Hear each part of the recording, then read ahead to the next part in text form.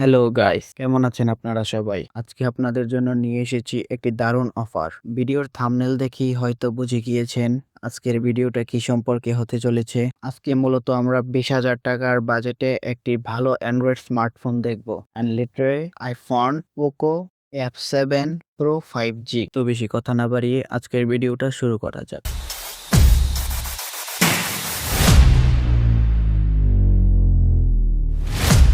প্রথমে আপনার এর ব্যাক পার্টের লুকটা দেখতে পাচ্ছেন, অর্থাৎ অ্যাওয়েজম একটা লুক, এবং এটাতে রয়েছে 3.5 মিলিমিটারের একটা হেডফোন জ্যাক যেটা উপরের সাইড দিয়ে রয়েছে, এবং এটাতে রয়েছে কর্নিং গরিলা গ্লাস প্রোটেকশন, এবং এটা কিন্তু অ্যামোলেড প্যানেল এবং ফুল এইচডি প্লাস রেজোলিউশনের। যদিও এতে কর্নিং গরিলা গ্লাস ব্যবহার করা হয়েছে, তারপর এতে গ্লাস প্রোটেক্টর ব্যবহার করা খুবই উত্তম। এবং এর ব্যাক পার্টটা যেহেতু প্লাস্টিকের তৈরি, সেহেতু খুব সহজে এটাতে স্ক্র্যাচ পড়ে যাবে, তাই আপনারা একটি ব্যাক কভার ব্যবহার করলেই সবচেয়ে ভালো হয়।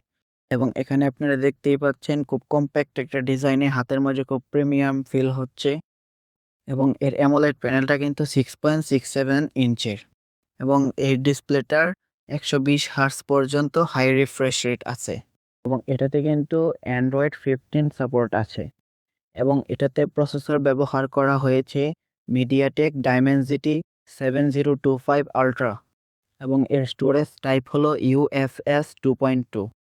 স্মার্টফোনটা আপনারা 3টা ভেরিয়েন্টে পাবেন, 6GB, 8GB এবং 12GB, এবং এটাতে আপনারা 64GB, 128GB এবং 512GB পর্যন্ত স্টোরেজ পেয়ে যাবেন।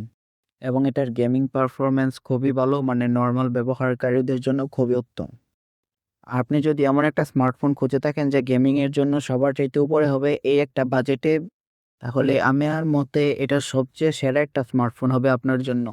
এবং ডে টু ডে টাস্কের ক্ষেত্রে এই ডিভাইসটা খুবই ভালো একটা রেজাল্ট দিবে আপনাকে, যা আপনার পছন্দসই হবে। এবং এই প্রাইস রেঞ্জের ভিতরে যে এত ফাস্ট মোবাইল পাওয়া যাচ্ছে, মানে আহামরি ফাস্ট না, তবুও সাধারণ মোবাইল থেকে অনেকটাই ফাস্ট আছে, এটা আপনারা ব্যবহার করে দেখতে পারবেন। আর আমাদের রিভিউতে আপনারা দেখে নিচ্ছেন। এটাকে আমরা এক্সট্রিম লেভেলে প্লে করার জন্য আমরা এখানে পাবজি প্লে করছিলাম, এবং পাবজিতে আমরা হাই রিফ্রেশ রেট পেয়েছি আপনার সর্বোচ্চ ব্যালেন্সের মধ্যে 60 FPS, এবং আল্ট্রার মধ্যে 120 FPS পর্যন্ত খুব ভালোভাবেই চলছে। কিন্তু যখন আল্ট্রার মধ্যে দেওয়া হচ্ছে তখন হালকা একটু ল্যাগ করছে, আর ল্যাগ করতেই পারে, কারণ এই বাজেটে এত ভালো মোবাইল পাওয়া খুবই দুষ্কর। এছাড়াও যারা হালকা পাতলা গেমিং করতে চান তাদের জন্য এই ডিভাইসটা বেস্ট হবে। অপটিমাইজড যেই গেমগুলো আছে এটাতে আপনারা খুব স্মুথলি চালাতে পারবেন। তো ভারী ভারকম গেমসগুলো যেগুলো আছে ওগুলো চালাতে একটু কষ্ট হতে পারে, তবুও মেনে নেওয়া যাবে। একটু ভারী গেমস হলেও সিওডি বা অ্যাস্ট্রক্স 9 এর মতো গেমগুলো ভালোভাবে হ্যান্ডেল করতে পারে এই ফোনটি। এটাতে আপনি ফ্রি ফায়ারও খেলতে পারবেন, কিন্তু সর্বোচ্চ সেটিংসে ভালো পারফরমেন্স পাওয়ার জন্য ওই লেভেলের ফোন এটা না। এখন যদি আপনারা এর গেম পারফরমেন্স ভালো লাগে থাকে, তখন আমরা ক্যামেরার দিকে যেতে পারি। ক্যামেরার জন্য এর পেছনে 2টা শুটার দেওয়া হয়েছে। এখানে 50 মেগাপিক্সেল মেইন, এবং এখানে ওআইএস আছে যা তারা কোম্পানি ক্লেম করছে, বাট আমি রেজাল্টে তেমন একটা ব্যাপার-স্যাপার লক্ষ্য করিনি। আছে হয়তো কম দামি আর কি। ফ্রন্ট ফেসিং ক্যামেরাটা আপনারা 20 মেগাপিক্সেলের পেয়ে যাবেন, এবং পিছনে আরেকটা যে ক্যামেরা দেখতে পাচ্ছেন ওইটা 2 মেগাপিক্সেলের, আসলে ওইটা কোনো কাজেই আসে না। আমরা কয়েকটা পিকচার তুলেছি এবং খুব ভালোই পারফরমেন্স পেয়েছি পিকচারগুলোতে। কোয়ালিটিও খুব ভালো, কিন্তু ওরকম আইফোন লেভেলের কোয়ালিটি যে আসবে এমনটা না। তবে এই ফোনটা দিয়ে ছবি তুললে হাইলাইটগুলো খুব ভালোভাবে ব্যালেন্স করে। আপনি লো লাইটে ছবি তুলবেন তখন এটা অন্ধকারগুলোকে খুব ভালোভাবে হাইলাইট করবে।